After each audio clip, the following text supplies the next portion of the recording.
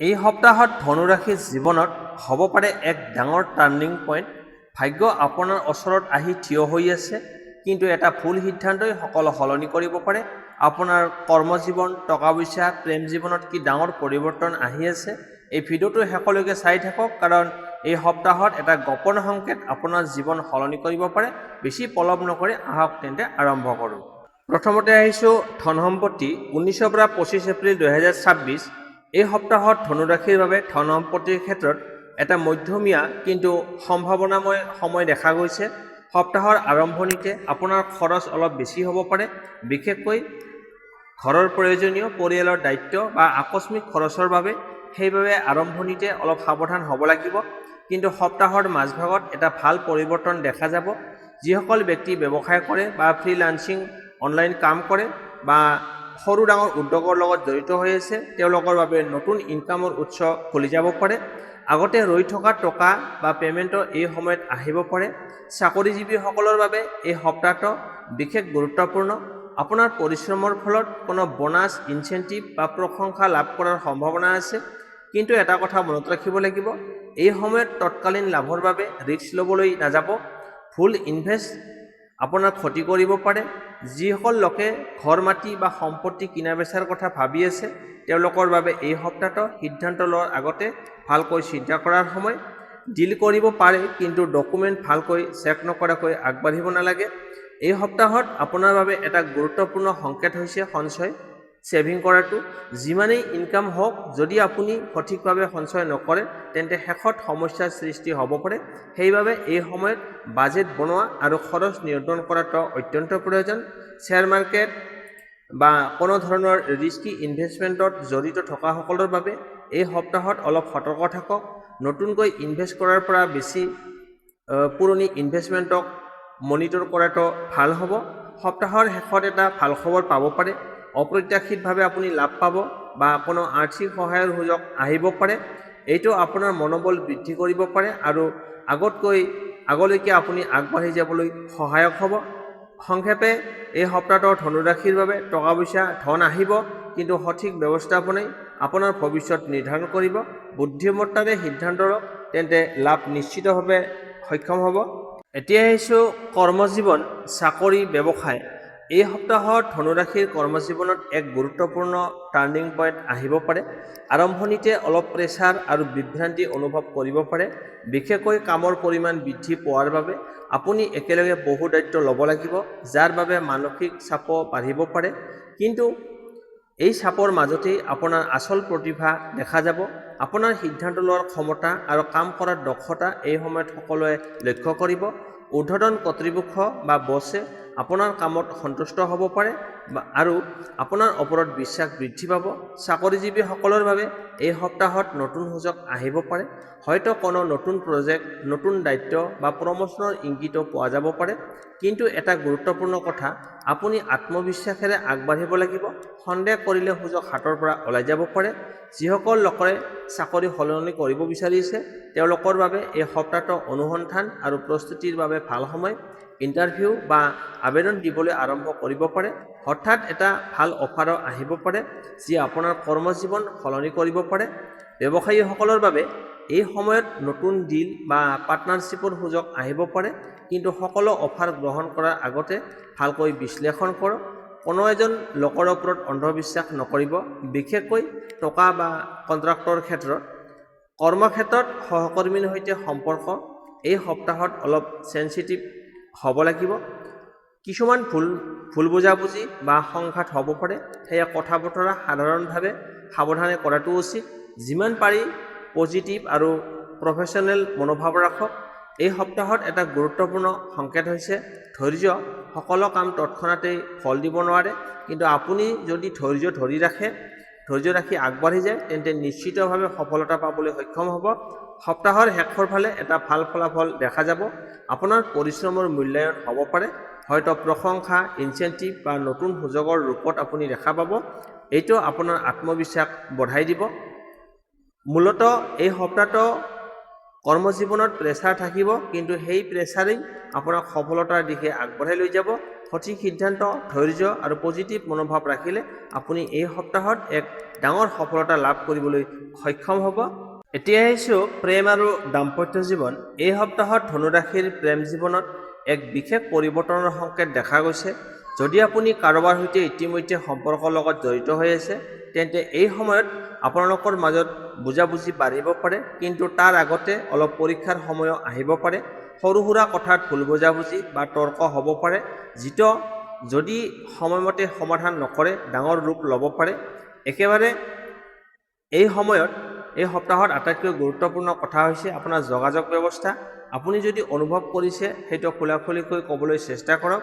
মনে মনে কথা ৰাখিলে সমস্যা বাঢ়িব পাৰে। যিসকল অবিবাহিত ছিংগেল হৈ আছে, তেওঁলোকৰ বাবে এই সপ্তাহটো অলপ ৰোমাঞ্চকৰ হ'ব পাৰে। নতুন কাৰোবাৰ সৈতে পৰিচয় হ'ব পাৰে, বিশেষকৈ বন্ধুৰ মাধ্যমত বা কৰ্মক্ষেত্ৰৰ জৰিয়তে কাৰোবাৰ সৈতে দেখা সাক্ষাৎ হ'ব পাৰে। এই পৰিচয়টো লাহে লাহে গভীৰ সম্পৰ্কলৈ ৰূপান্তৰ হ'ব পাৰে, কিন্তু আৰম্ভণিতেই অতি বেছি আশা নকৰাই ভাল হ'ব। দাম্পত্য জীৱনত থকা দম্পতীসকলৰ বাবে এই সপ্তাহত সময় দিয়া অত্যন্ত জৰুৰী। ব্যস্ততাৰ বাবে যদি আপুনি আপোনাৰ সংগীক অৱহেলা কৰে, তেন্তে এতিয়া সেয়া ঠিক কৰা সময়। একেলগে সময় কটোৱা, কথা পতা, সৰু সুৰা ছাৰপ্ৰাইজ দিয়াৰ জৰিয়তে সম্পৰ্কটো পুনৰ মধুৰ কৰিবলৈ সক্ষম হ'ব। কিন্তু একেটা সতৰ্কবাণী আছে, তৃতীয় ব্যক্তিৰ হস্তক্ষেপ এই সপ্তাহত সমস্যাৰ সৃষ্টি কৰিব পাৰে। কোনো বেয়া উপদেশ বা ভুল তথ্যত বিশ্বাস নকৰিব। আপোনাৰ সম্পৰ্কৰ বিষয়ে সিদ্ধান্ত নিজে লওক। এই সপ্তাহত ইমোশ্যন অলপ বেছি থাকিব পাৰে। আপুনি অলপ সংবেদনশীল হৈ পৰিব পাৰে, সেয়ে সৰু কথাটো বেয়া লাগিব পাৰে। এই সময়ত ধৈৰ্য আৰু বুজাবুজি অত্যন্ত প্ৰয়োজন। সপ্তাহৰ মাজভাগত প্ৰেম জীৱনত এটা ভাল পৰিৱৰ্তন দেখা যাব। যদি আগতে কোনো সমস্যা আছিল, তেন্তে সেইটো লাহে লাহে সমাধান হ'ব। আপোনালোকৰ মাজত পুনৰ বিশ্বাস আৰু ভালপোৱা বৃদ্ধি পাব। সপ্তাহৰ শেষত এটা বিশেষ মুহূৰ্ত আহিব পাৰে, য'ত আপুনি আপোনাৰ সংগীৰ সৈতে কোনো গুৰুত্বপূৰ্ণ সিদ্ধান্ত ল'ব পাৰে, যেনে সম্পৰ্ক আগলৈকে আগবঢ়াই লৈ যোৱা বা ভৱিষ্যত পৰিকল্পনা কৰা। মূলতঃ এই সপ্তাহটো প্ৰেম আৰু দাম্পত্য জীৱনত অলপ উঠা-নমা থাকিলেও শেষত সম্পৰ্কটো আৰু বেছি শক্তিশালী হ'ব। যদি আপুনি সঠিকভাৱে যোগাযোগ আৰু ধৈৰ্য ৰাখে, তেন্তে ভালপোৱা নিশ্চিতভাৱে বৃদ্ধি পাব। এতিয়া আহিছোঁ আপোনাৰ স্বাস্থ্য বিষয়ক ফলাফল। এই সপ্তাহত ধনুৰাশিৰ স্বাস্থ্যৰ ক্ষেত্ৰত অলপ উঠা-নমা দেখা যাব পাৰে। সপ্তাহৰ আৰম্ভণিতে আপুনি অলপ এলেহুৱা, ভাগৰুৱা বা শক্তি কম অনুভৱ কৰিব পাৰে। এইটো অধিক কামৰ প্ৰেছাৰ বা মানসিক টেনচনৰ ফলত হ'ব পাৰে। সেয়ে এই সময়ত নিজৰ শৰীৰক অৱহেলা নকৰিব। ৰেষ্ট লোৱাটো অত্যন্ত প্ৰয়োজন। বিশেষকৈ পেটৰ সমস্যা, গেছ, এচিডিটি বা হজমৰ অসুবিধা এই সপ্তাহত দেখা দিব পাৰে। বাহিৰৰ খাদ্য কম খোৱা আৰু পানী বেছি খোৱা অত্যন্ত জৰুৰী। নিয়মিতভাৱে সময়ত আহাৰ গ্ৰহণ কৰা আৰু সৰু সুৰা ব্যায়াম কৰা আপোনাৰ বাবে লাভদায়ক হ'ব। যিসকল আগতেই কোনো দীৰ্ঘম্যাদী ৰোগত ভুগি আছে, তেওঁলোকে এই সপ্তাহত সাৱধান থাকিব লাগিব। ডাক্তৰৰ পৰামৰ্শ অনুসৰি ঔষধ খোৱা বন্ধ নকৰিব। সৰু সমস্যা বুলি অপেক্ষা কৰিলে পিছত ডাঙৰ সমস্যা হ'ব পাৰে। মানসিক স্বাস্থ্যৰ ক্ষেত্ৰতো এই সপ্তাহত গুৰুত্ব দিব লাগিব। বেছি চিন্তা, সন্দেহ বা নেতিবাচক চিন্তাই আপোনাক ভিতৰৰ পৰা দুৰ্বল কৰিব পাৰে। সেয়ে ধ্যান, প্ৰাৰ্থনা বা পজিটিভ চিন্তা কৰাৰ অভ্যাস কৰক। এতিয়া আহক গুপ্ত শত্ৰুৰ কথা। এই সপ্তাহত আপোনাৰ চাৰিওফালে এনে কিছুমান লোক থাকিব পাৰে, যিসকলে আপোনাৰ সফলতা দেখি ভিতৰি হিংসা কৰিব পাৰে। তেওঁলোকে আপোনাৰ বিপক্ষে সৰু সৰু বাধা বিঘিনি সৃষ্টি কৰিবলৈ চেষ্টা কৰিব পাৰে। বিশেষকৈ কৰ্মক্ষেত্ৰত বা ব্যৱসায়িক স্থলত কোনোবাই আপোনাৰ কামত বাধা দিব পাৰে বা ভুল তথ্য প্ৰচাৰ কৰিব পাৰে। সেয়ে নিজৰ কামত ফ'কাছ ৰাখক আৰু অতি বিশ্বাস সহজে নকৰিব। সকলো তথ্য নিজে যাচাই কৰি ল'ব। এই সপ্তাহত আপোনাৰ বাবে এটা গুৰুত্বপূৰ্ণ সংকেত হৈছে সাৱধানতা আৰু নীৰৱ শক্তি। সকলো কথা সকলোৰে আগত কোৱা প্ৰয়োজন নাই। নিজৰ পৰিকল্পনা গোপনে ৰাখিলে আপুনি বেছি সফল হ'ব পাৰিব। বন্ধু বা চিনাকি মানুহৰ মাজতো কোনোবাই আপোনাক ভুল পথ দেখুৱাব পাৰে। সেয়ে সিদ্ধান্ত লোৱাৰ আগতে নিজৰ বুদ্ধি ব্যৱহাৰ কৰক। আনৰ কথাত সহজে প্ৰভাৱিত নহ'ব। সপ্তাহৰ শেষৰ ফালে পৰিস্থিতি অলপ উন্নত হ'ব। আপুনি নিজকে আগতকৈ বেছি শক্তিশালী আৰু আত্মবিশ্বাসী অনুভৱ কৰিব। গুপ্ত শত্ৰুবোৰ নিজেই দুৰ্বল হৈ পৰিব যদি আপুনি ধৈৰ্য আৰু বুদ্ধিমত্তাৰে আগবাঢ়ি যায়। সাৰাংশ: এই সপ্তাহত স্বাস্থ্যত অলপ যত্ন লোৱা প্ৰয়োজন আৰু গুপ্ত শত্ৰুৰ পৰা সাৱধান থাকিব লাগিব।